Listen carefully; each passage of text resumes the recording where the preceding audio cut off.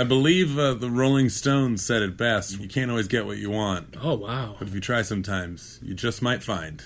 You'll get things.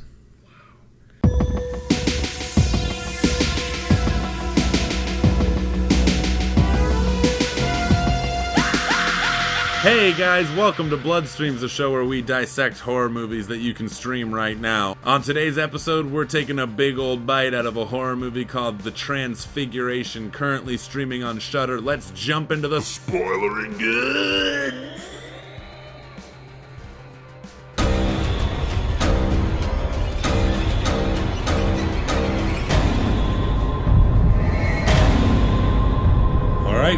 Transfiguration, currently streaming on SHUDDER, man. Welcome to the spoiler episode where we're going to really get into this movie, guys. We're going to spoil. I'm looking forward to it, man, because I still feel like I'm still kind of marinating in it right now. Like, it's definitely a stew of a film. Those slow burners, man, where there's just so much character in there. And I feel like there's themes that what the movie's like really about. And I'm still kind of like trying to wrap my head around some of them. It's definitely not your typical, like, let's just kill stuff and, and then get on with it. And then it's make a vampire movie like I've never seen. It is 100% a vampire movie, but just not the one you guys are thinking of. It definitely is unsettling from the very first. Yeah, let's just get into it. Let's dive in. So, Richard, what happens in the beginning of this movie? If it's one thing that really gets my goat, it's sounds. And sounds are very, very prominent in this movie. They're atmospheric. They are like the score at times. And one of the things that happens in the very first, the opening of the movie is you hear this like sucking sound. Yeah, we're in a bathroom. Yeah. You hear, we're in a bathroom. You hear a sucking sound. There's a guy peeing, so you hear some, drippage. We're kind of with his perspective. Yeah. And it's like setting, like it's you don't know what the shit's going on.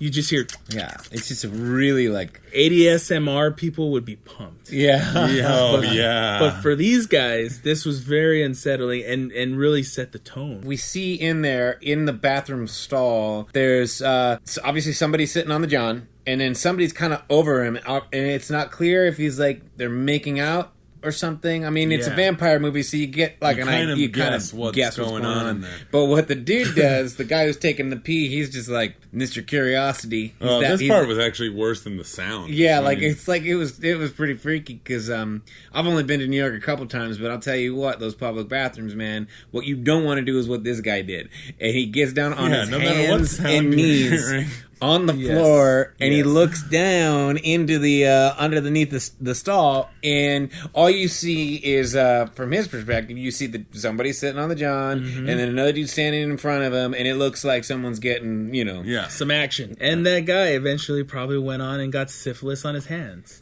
Forget about the this sink. Is messed up. I don't need to see this. Oh yeah, he just leaves. Then we find out the sucking noise continues, and we see it is a child sucking on this guy's neck. Yeah, and he pulls away, and there's a great, really good blood effect with the blood just coming out of his neck. Talk about was it CG, guys? Was it CG? No, not at all. Not at all. Talk about practical. blood streams.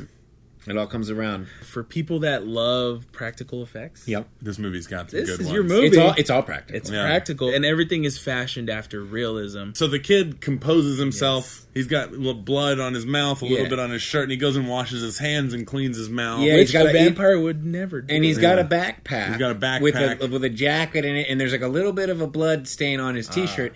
Covers it up with the jacket. This kid's done this before. Yeah, he's done this before. He makes his way home. We kind of go into his room. We see his world a bit, and he's got like all these he's got all these VHS tapes that are like Dracula, Lost Boys, just like a whole bunch of really cool vampire movies. It's all vampire movies, and he removes some of the tapes, right? Yes. And he pulls out this bag, and there's a ton of cash in it. And he pulls out from his wallet what is to be presumed taken for. Oh no, we saw him take money out of the guy's wallet. He takes money out of the guy's wallet. The dead dude's wallet. So automatically setting up that not only is this kid a murderer, he is also a thief. The amount of cash in this bag also just kind of solidifies the fact that this kid kid has done this all. And he's like, what, 13? Now, this kid is Eric Ruffin. That's the actor's name. His So character's good. name is Milo. You'll hear us refer to him as either Milo or Eric, depending on who's How talking. much coffee we've had. How much coffee we've had. And Milo's a cute name. This is something that it doesn't seem hard, but man, so many actors struggle with it, and it is playing the simplicity. Yeah. This kid barely does anything, but he does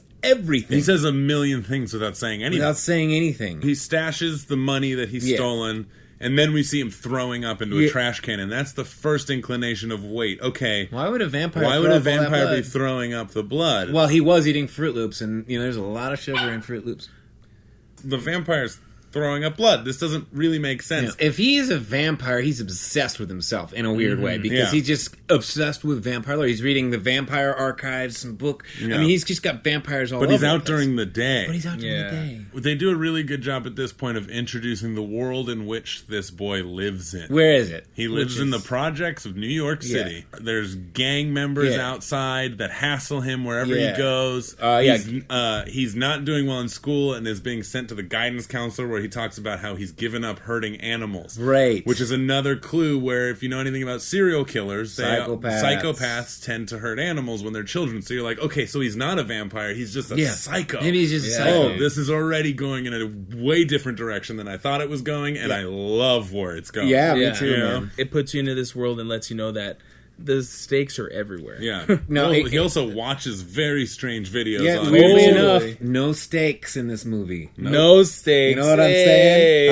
Huh? Not realistic. Not realistic enough. Oh, man. That's not realistic at all, is it? So far, there's nothing really redeeming about this character, except for the fact that he's in absolute poverty. He doesn't have much family. All we know of now is he lives with his brother. He does get beat up. He gets beat up. He gets beat up, and that beat up by instantly the- makes you like, oh. Yeah, he gets pissed on. It's just pissed even worse on. than getting beat up. Really, I'd take a punch to the face over a pee. He got both of those. He got a bit of it. Yeah, he got a bit of all of it. The intentional part where we actually are supposed to start feeling for him is kind of when Chloe Levine is introduced to the story. Now, Chloe Levine is like definitely strung out. She's into dark things. She's in a dark place. Yeah. I don't know if she's strung out necessarily, but she looks like that. That's what I was thinking At the first, first time. yeah. And I'm thinking like, okay, I know what they're doing. She's really the vampire because look at her. She hasn't fed in a she's while. pale. She's got dark eyes. Yeah, and she's like just moved into the building. She's all by herself too, right? Yeah. Like, and she's what, 15, 16? she's like 15, Seems 16 like maybe. definitely and older She's got like than all these Eric. bags, and Milo comes up. He just kind of like passes her, and she's like, "Excuse me, but can you help me with my bags?" And you're like, oh, this And I was like, this this girl's guy- a vampire, and she's gonna kill this. Yeah, she's gonna go after this gonna guy. go after this guy. Yeah. Something interesting to happen, but that doesn't happen. Instead, it's just a very simple scene where he helps. He's like, "Yeah, sure, I'll take your bags. What floor are you on?" She's like, 9. And they have to take the stairs And because they the have to take elevator's stairs broken. because the elevator's broken. So And the he's kid's totally just like cool with it. He helps her and Milking our sympathies. Yeah, so Yeah. like now we're like, okay, well, Milking you know it. what? Like he didn't have to do that, especially considering we know what this kid's capable of. Yeah. I think that's kind of to me that was kind of the catalyst moment. If there is one, I mean, this is a very Well, unformulated. No, but film. you're totally right. That is the catalyst moment / B story because he sees that, and that's the moment his life is forever changed. Yeah, once he meets this Once girl. he meets this girl. Yeah. He feels something other than, needing to be a vampire or feel like feed or yeah. like I believe it's at this point after he helps her upstairs we're introduced to Aaron Clifton Moten's character, Lewis, the brother. Right. Who So at good. first just seems like this deadbeat on the couch, not paying attention to his brother at all. Yeah. And it seems like they mentioned that they have to pay the bills, so there's no parents in the picture. I think that was like they did this throughout the movie of like letting the audience figure out what's going on, Right. but giving just the right amount of information to Yeah, tell you. no lines like saying, "God, I wish Dad were still here." as we see like the progression of all the characters, you start feeling sympathy. What happens next? He ends up kind of being a creeper. He's following the girl. Yeah, the next day he's like, He following follows her to guy. the beach where she, from a distance, it's not graphic, it's very tastefully done, but it is implied that she has sex with a bunch of boys. Yeah, a bunch of drunk kids. Bunch of drunk kids. And then he walks up on her afterwards and she's cutting herself. He's interested in her wounds. Right, and he tries to like. Yeah.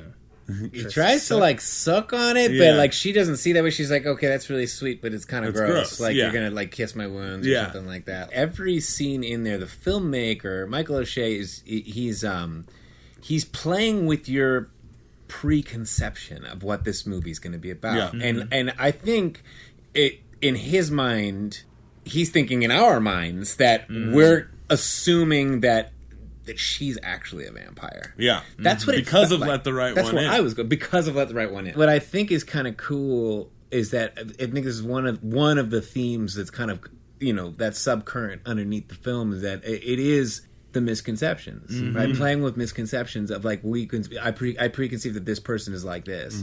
I think there's a lot of that all over the place. Like the brother, for instance, we immediately just think that this guy's just a get off the couch, but then we end up finding out later that he's a vet. He's got PTSD. He's got PTSD. And not only that, that their mother committed suicide. We Right. find out. Yeah. Right. And you find out later, not only did she commit suicide, but our boy, I assume that's the first time he ever tasted blood. Right. That might have been the moment. Yeah, so there's just a lot of heady stuff going on. There's a lot going on. They start forming this relationship. They're going going steady with each other. Yeah. Which is then becomes a coming of age tale right there off the bat. It really so it's does. Like, this kid's not only dealing with what he wants to eat for the rest of his life. Yeah. He also is dealing with the fact that he has these other feelings. But it's in the meantime though, like he does lead this kind of alter ego life of this vampire. Yeah, and he truly believes he's a vampire. Yeah, he truly does believe in. And there's a great scene in there where he's the two kids are talking about vampires. There's this great little scene between the two kids where they're talking about vampires and what they are and what this kid's belief in it, like how he believes like what vampires are. I'm not sure. I think so much of it's all fake. I mean, that's why I don't want to read Twilight. I don't want to see True Blood. It all just seems like fake vampire He made up his stuff. own rules. He made up his own rules. I mean, he's like, wrote I don't it in think. his notebooks. Yeah, it's like because he wants to be it so bad, but he knows like I can go out in the day, so that obviously can't be. Yeah, if I'm a vampire and I can go out in the sunlight, then obviously that's fake. Our main boy Milo does something really messed up. Really fucking messed up. I know where you're going when with this. a dude pulls over and like, this kid looks like he knows what's up. And asks for drugs. He lures one of them. He's like, "Yeah, I know where you can get help some. you out. I can help you out." And he follows Milo down into the basement of his building, where the gang members show up. Well, he gets them. He comes out with, and he went and got the gang members, and then he just kind of disappears behind a fence. Yeah, and watches this scene as the gang initiates the newest member, who was part of the gang that beat up Milo in the beginning. Right. As a joke, after they beat him up, he's like, "Watch this. This will be funny." The gang leader, Carter Redwood, hands the kid a gun, and the kid shoots the dude. Yeah, he's like, "Whoa, I didn't think that was going to happen." He's like, "I didn't think the kid was going to do it," so he just takes the gun and finishes the job, and they leave, and now Milo is picked up by the cops. Can we talk just a moment about how wonderful the makeup was in this scene? Oh, so good. I mean, these guys... Throughout the whole movie, the makeup's really, really good. They beat the crap out of this guy, and when you see his his mangled, split-up nose, I'm like, dude. So Milo's picked up by the cops, which is... in his scenario, really bad thing. Now Milo's life is in danger from these guys. And his older brother, they have a really nice scene talking about, like, don't mess with these guys. Yeah. That's when you really start to see, like, the brother, like, come to life. Like, I feel like in the beginning, he was, like, almost shown, like, as just maybe, like, a secondary character that you're going to get every now and then. But then as, like, in that moment... he that's when he becomes something more. Yeah. He becomes something like more compassionate. The characters throughout the movie go through this process. Yeah. And it's like this it's like a caterpillar turning into a butterfly. Right, yeah. It's like everyone has their own arc. Also throughout, whenever we're in their apartment, there's scenes where Milo is staring at this doorway. Oh yeah. And they're not really telling you throughout the movie what this doorway is. Yeah. Well, I mean, I think we can go into what's behind that door. What's behind that door is his mother's room. And we find out in a flashback that was really cool because it didn't come off as a flashback at all. No. When it happens, it's very sudden. You're going, oh, wait, where am I? And then we find out very, very quickly that it is a flashback. But basically, he's staring at the bed in his mother's room, and his mother is splayed out on top of it, dead, and her wrists are viciously. She killed herself, and we find out that he was the one that found the body, and as this happened, he takes a little dab off of her wrist, and he tastes it. It sets up too, like, the psychology of the situation where he sees his mom with her wrist slit, and he goes and he licks it, and then he ends up attaching himself to a girl who is also a cutter. Yeah, and that's why he asked. So that instant, that just hit me. That just hit me like a ton of bricks. I saw it hit you. Yeah. You'll catch this on camera, and it's probably, I was looking there for like a couple of minutes as you were talking, and it's because I was thinking, I was like, dude, this movie's way better. I might change my rating because I'm just thinking about it. Like, there's so much that opens up in this movie in many ways. So there's kind of like a new catalyst that happens towards the end of the second act, kind of leads us into the third act, where Milo finds this. He just sees, while walking down the street one day, he sees this, or one night, he sees this really drunk dude hit a woman and like cuss her out, and played by Larry Fessenden. Yeah, and where would we know him? Larry Fessenden. If you're a horror fan, you should know. He's done countless movies. He's a producer, writer, director, actor. Does it all. I think he's a composer. Really big in independent horror, and he's one of the few people who's really pushing independent horror. Like super independent. And so he goes after him. But we did forget to mention he has this book, and there's rules that he writes rules down.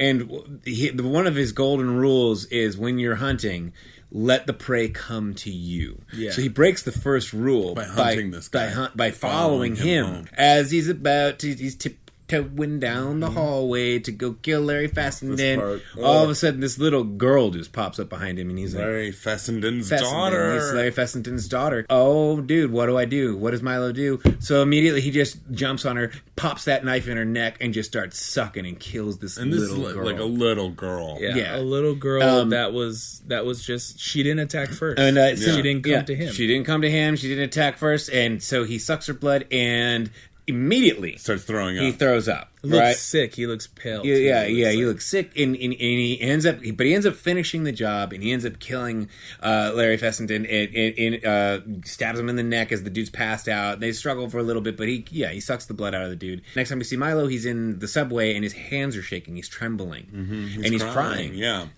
So we know that, like, He's definitely not your typical psychopath. Yeah, he feels some sort of remorse. He knows, and I think he attached himself to those rules. Mm-hmm. Yeah, and now he knows he broke them, so he knows inevitably what his outcome is. Yeah, exactly. Or he fears for the worst. Like, he fears like I'm becoming a monster now. And then meanwhile, Chloe Levine, who is Sophie, she has found these journals, right? And she found his calendar that he keeps. He keeps a calendar when he kills people, and she freaks out and just leaves. So now our character's alone, and when psychopaths are alone, things get dangerous. Anyway, so now he starts like formulating this plan, right? It's a new plan, and let's see, what are some of the things he does? Well, one of the first things he does, I think, he ends up talking to Chloe, and that's who he tells. Like, I have a plan, right? He says, he tells her, and then that's when you start to kind of see the components of his plan, right? And one of the first things he does